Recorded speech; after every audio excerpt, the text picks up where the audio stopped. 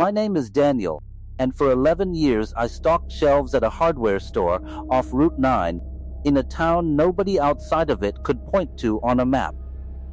I liked the work more than people expect. There was a rhythm to it. Faceouts straight. Price tags aligned. My manager used to say I could organize a junk drawer blind. When the store shut its doors after the chain sold out to a bigger one, I didn't scream or throw anything. I just drove home, sat in my truck in the driveway for 40 minutes, and went inside to tell my husband, Theo, that I didn't know what came next. Theo took it better than I did, at first. He picked up extra shifts at the pharmacy, came home smelling like antiseptic, and stayed up late doing the math on napkins, dividing our savings by the months we had left before something had to give.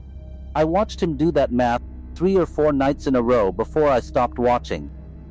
It was easier not to. Then the envelope came. Not in the mailbox, under the driver's seat of my truck, which I had locked the night before. Cream-colored paper, no stamp, no return address. My full legal name typed across the front in a font that looked like it belonged on a court document. Inside was one page. It asked for someone comfortable working alone, comfortable with silence, and willing to follow 6 rules without asking why. It listed an address 40 minutes north past the quarry and a start time of 11 at night. Theo thought I'd imagined it. I showed him the page and watched his face do something I hadn't seen before. A kind of careful blankness, like he was deciding not to react. I went anyway. We needed the money, and something about that page felt like it had already decided I would say yes before I'd read the first line. The building had no sign, just a gravel lot, a steel door, and a woman in gray coveralls who didn't introduce herself. She walked me down a concrete stairwell to a locker with my name already stenciled on it, handed me a set of coveralls that fit like they'd been measured for me weeks in advance, and pointed at a laminated card bolted to the inside of the locker door.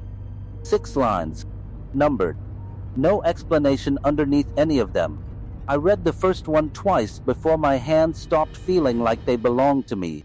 Rule 1. If the humming in the west corridor changes pitch, stop walking and count backward from 20 before you take another step.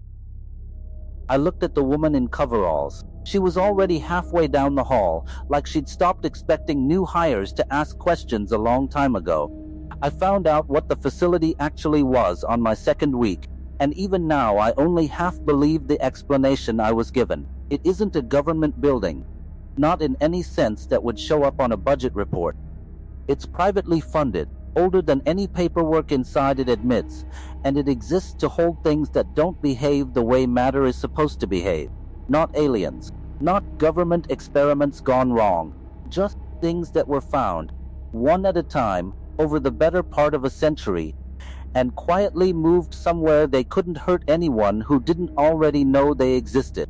The people who run it don't call themselves scientists. They call themselves caretakers. That word bothered me more than any of the 6 rules did. My job was simple on paper.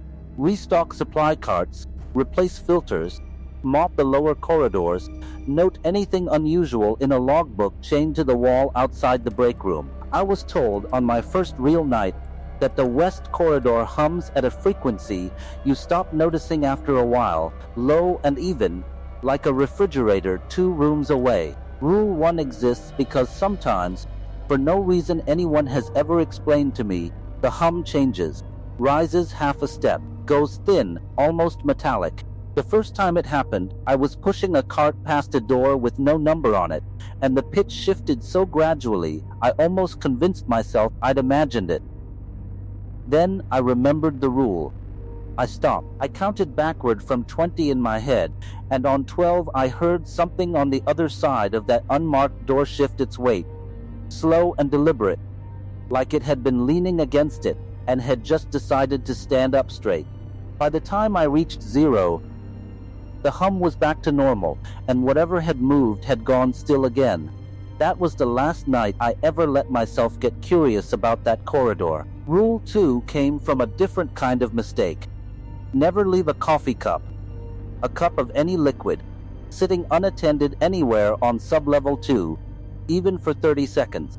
I broke this one my first month, not out of defiance, just forgetfulness. I set a paper cup on a supply shelf while I signed a form, turned around maybe 40 seconds later, and the cup was gone, not knocked over, not spilled, gone, without a ring of moisture left behind.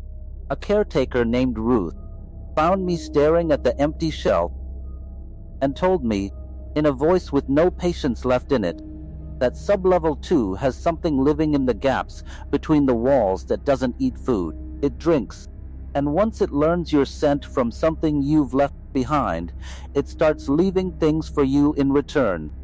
Small things, a single button, a tooth that isn't yours. She wouldn't tell me what happened to the caretaker who used to have my locker before mine got the same stencil. The part I have never told anyone comes next.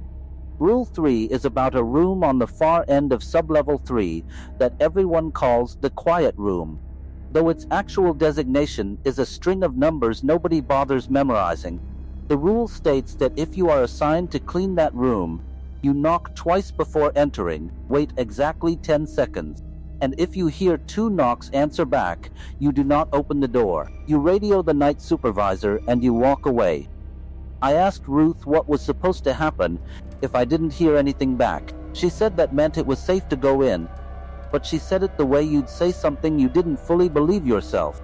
The first time I was sent there, I knocked twice, and the silence that followed stretched long enough that I started counting on my own, past 10, past 15, convinced I'd misjudged the wait. At 18 seconds, 2 knocks answered from the other side of the door, evenly spaced, deliberate, like something practicing the correct rhythm rather than replying naturally.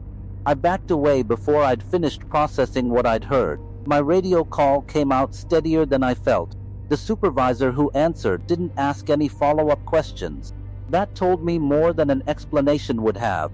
Rule 4 exists because of the elevator that only goes to sublevel 4 when nobody has called for it.